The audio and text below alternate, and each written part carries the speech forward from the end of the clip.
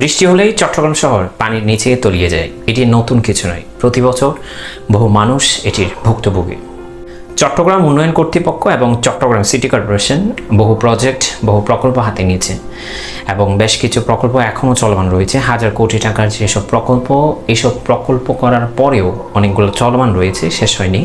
এরপরেও চট্টগ্রাম নগরীর যে দুর্ভোগ, সেটি কোনোভাবেই কমছে না বা শেষ হচ্ছে না।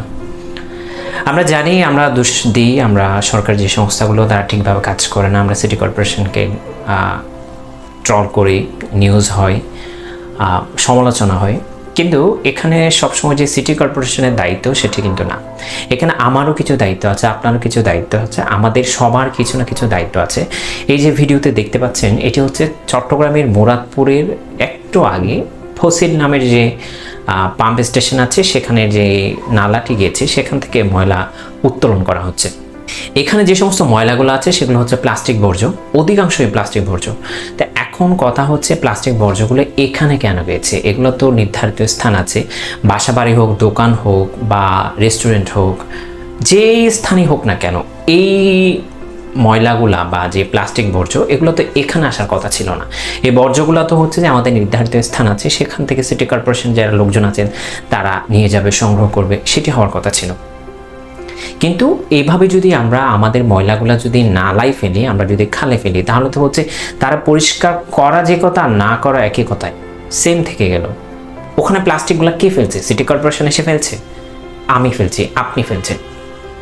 আমরা যে সবসময় সিটি কর্পোরেশন বা হচ্ছে সরকারি সংস্থা বা সিডিএকে গালমন্দ করবো সেটি কিন্তু না। এখানে আমারও দায়িত্ব আছে। আমি যে নাগরিক, আমি কি আমার নাগরিক দায়িত্বটা ঠিকভাবে পালন করছি? কখন আমাদের মধ্যে মনুষ্যত্ব তৈরি হবে, কখন আমাদের বিবেক জাগ্রত হবে, কখন আমাদের মধ্যে রেসপন্সিবিলিটি আসবে, আমি জানি না।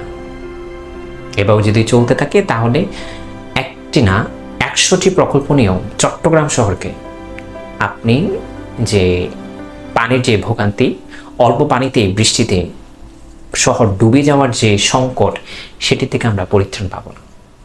সরকারি সংস্থা, যেসবগুলো সংস্থা রয়েছে, সিডিএ, সিটি কর্পোরেশন এবং অন্যান্য সংস্থা, তাদের পাশাপাশি আমাকেই, আপনাকে, আমাদেরকে সচেতন হতে হবে। তাহলেই মিলবে মুক্তি এবং আমরা পাবো একটি নগর যেখানে পানি উঠবে না এবং জলমুক্ত এবং বন্যামুক্ত যে শহর, পানিতে তলিয়ে না গিয়ে যাওয়ার যে শহর, সেই চট্টগ্রাম শহর আমরা পাবো। সবাই ভালো থাকবেন।